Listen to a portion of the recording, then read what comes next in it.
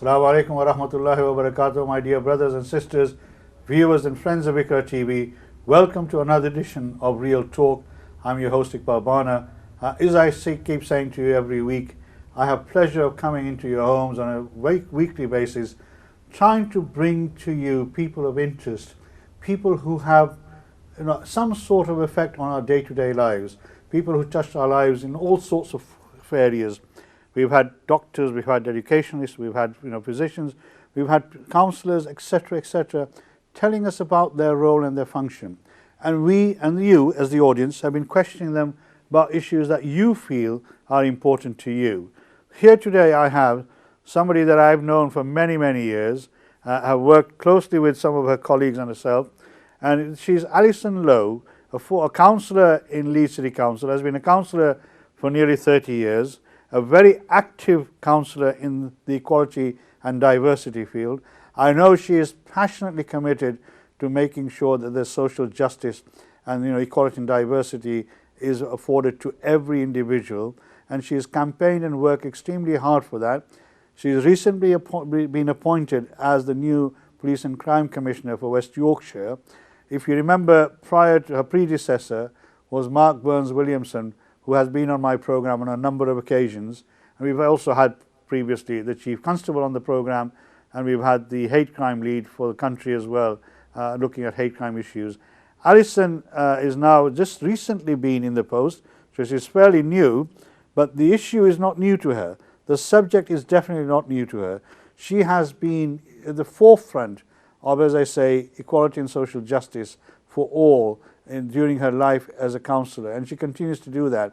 But in her role as the Police and Crime Commissioner, I'll let her explain what the role is, but from what I understand is that it is to be the voice of the people, to try and make sure that the police service deliver those sort of services that are important to the people in West Yorkshire, that they take on board some of the issues and concerns that people have when they're delivering services. Now, I might be completely wrong, and I'm sure she will correct me. So can I say on behalf of everyone out at home who's watching and myself and Iqra TV, Alison, welcome to Iqra TV and Real Talk. It's a pleasure to have you here. As I say, I've known you for a number of years. I think when you first became counsellor in Leeds, so we probably go back a long way. And I know you're a very active member of the Labour Party as well, and you fought a brilliant campaign in Batley to getting Kim elected in the recent election. But in your new role as the Police and Crime Commissioner, I mean, you've just recently been appointed, you're saying you're officially appointed in June this year, so it's fairly new. How are you finding it?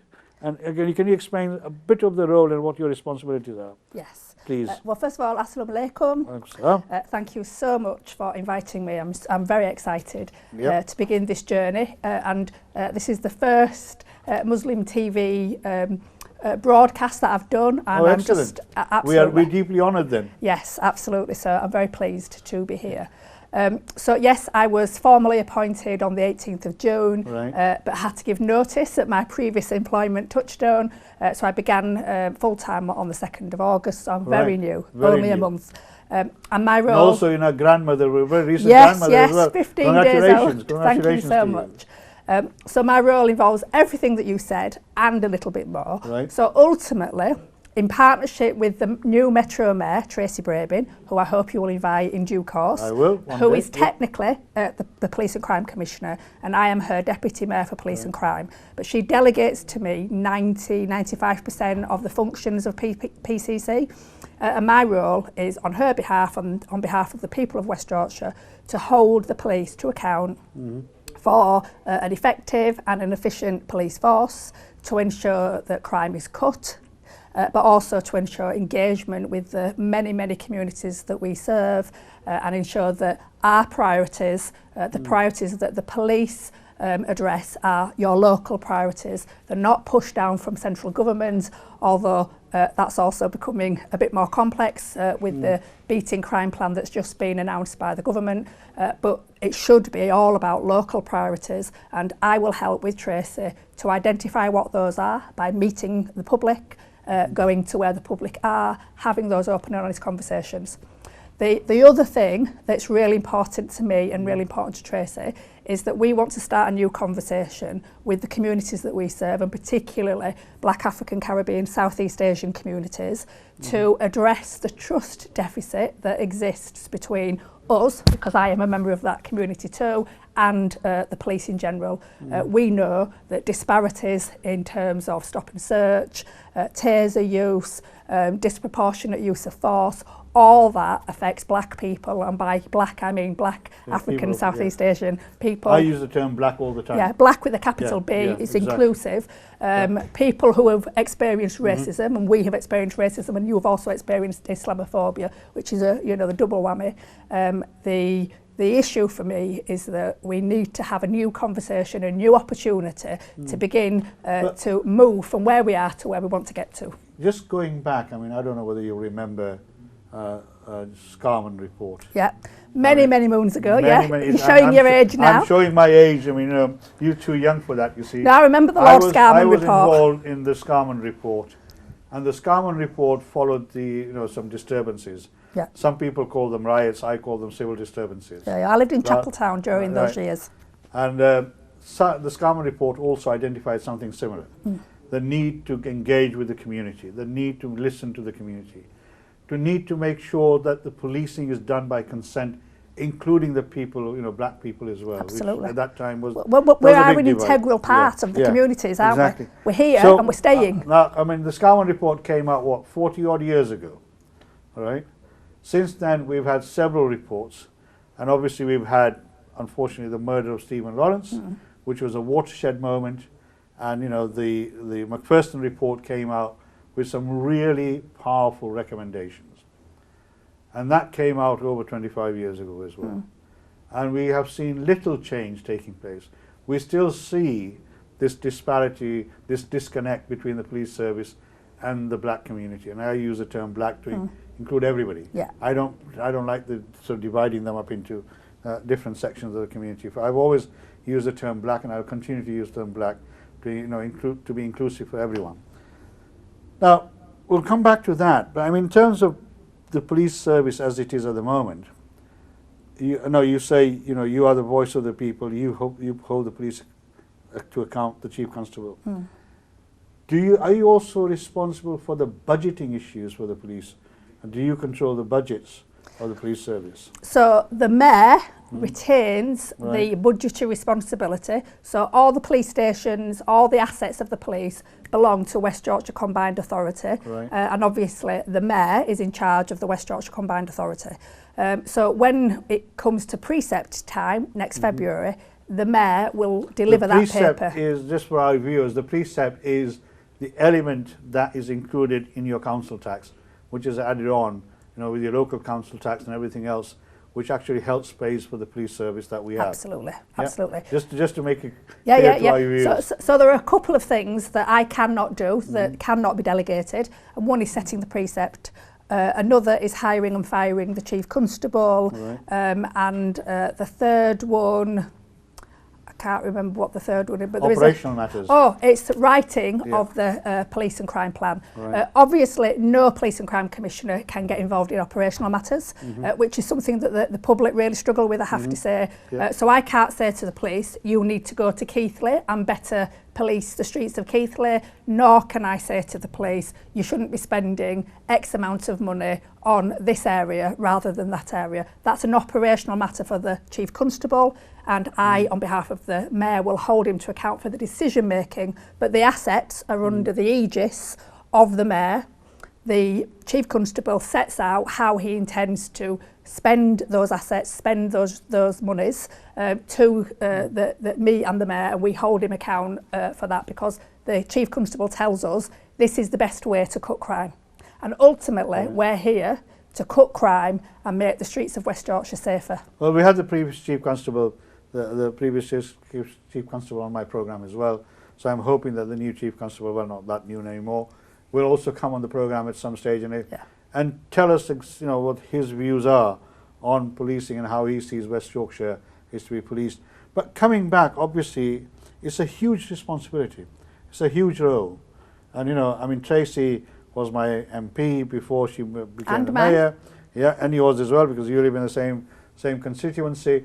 And obviously, I worked very close with her when she was elected the first time round as well. Now, obviously, this role as the Police and Crime Commissioner, I mean, in terms of engagement with the black and ethnic minority community, you talked about wanting to start a conversation. Yes. Now, how are you starting that? Have you started that? Well, obviously you're fairly new, but what are your plans in terms of how holding conversations with the community across West Yorkshire, because we have a diverse community? Absolutely. Well, gratefully, I've already started the conversation tonight with you, but we've got this process called the Police and Crime Plan, which we have to develop a police and crime plan with the people of West Yorkshire. That launches tomorrow, the 1st of September. What wonderful timing. So this is a consultation process? Yeah, it's a consultation process with the people of West Yorkshire. It's going online. It's going to be in lots of different formats. It'll be on lots of social media, and there'll be some, you can access it in written format in different formats, languages BSL, as well? Absolutely different languages, and also electronically should be able to change the language online, and that starts tomorrow and it's open until the 19th of November. Right. So it's a long period where the areas that the Mayor has already expressed interest in, and so you remember that when she was elected she had a manifesto and she developed 10 pledges, and the pledges around policing were mainly around the new 750 police officers, but also that she wanted to increase the representation of police so that they looked more like the communities of West Yorkshire. She talked a lot about investment in reduction of knife crime, and so the areas that she specified in her manifesto that got her elected, so it's already been tested once through the election process. She wants to reaffirm that people are still committed to those or other matters through this consultation process. So there are a series of questions. The Mayor thinks this, the Mayor stood on this platform, what do you think, do you agree? And at the end of that, however many weeks of consultation, all that will be analysed, and then what comes top will definitely be included in the plan, and the plan will represent the views and the wishes of the communities of West Yorkshire. Oh, excellent. So obviously our viewers will have an opportunity to get engaged in this process. Please do. Yeah, either online. Are you looking at holding face-to-face meetings, consultation meetings? So the Mayor is going to have a range of opportunities for people to meet her. They're going to be called Tell Tracy, and the first Tell Tracy will take place on the 7th of September, and that's linked to a big piece of work we're doing around violence against women and girls. So we want to ask people who have experienced violence or who have got knowledge, family experience of violence against women and girls to contribute. And we're looking at areas like stalking, serious sexual assault, rape, childhood sexual abuse, all those areas, domestic abuse of course.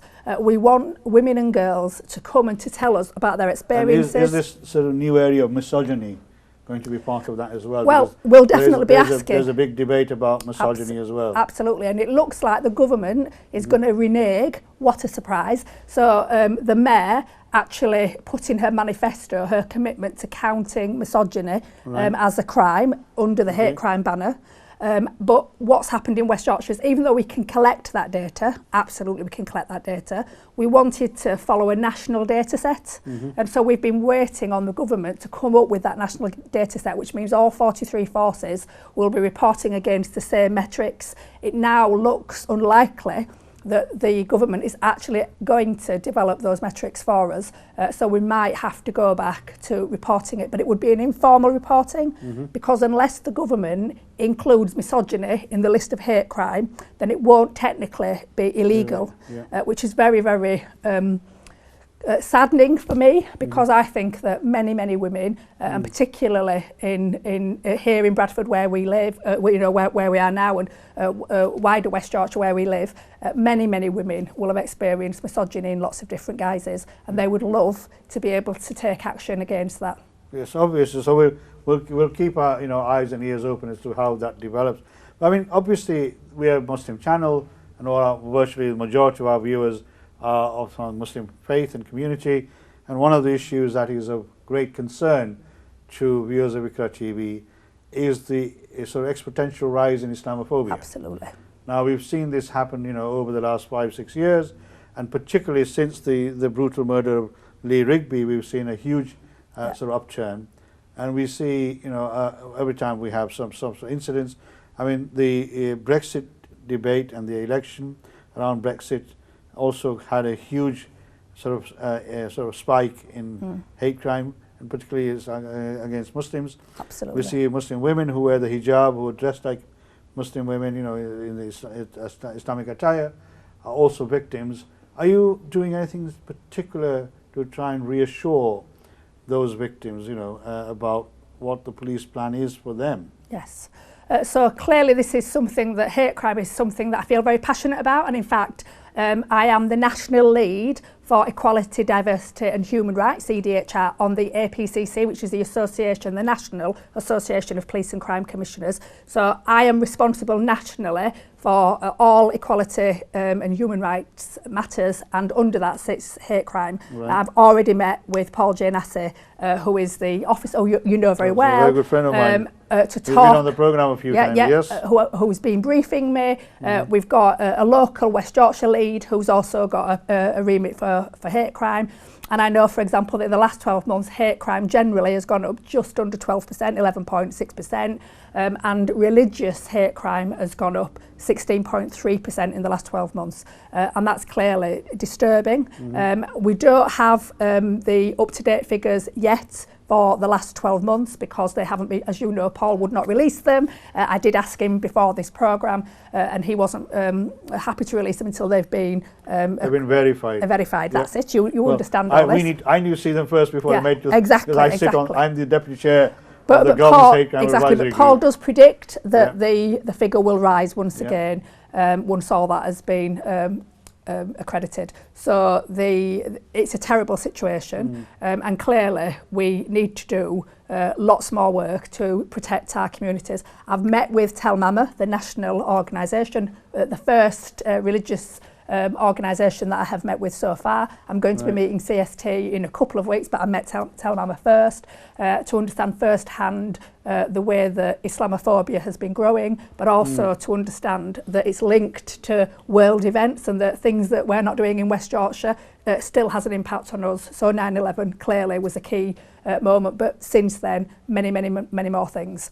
And so we've agreed, the leadership at Tel Mama and I, that she will use me to get data out, information out using the... Can I just say, I mean, obviously, Tel Mama, I mean, I was there when Tel Mama was set up. Oh, right, I didn't know that. I sat on the advisory group for a while. Yeah, brilliant. But it's regrettable that Tel Mama, particularly in the north, in this region, has lost contact with the communities. All right, well, I didn't know that. So what I'm suggesting to you is that, don't put all your eggs in one basket. Well, you haven't let me finish. Yeah, let me finish. So I've also got some substantial connections with MEND, so Muslim Engagement and Development.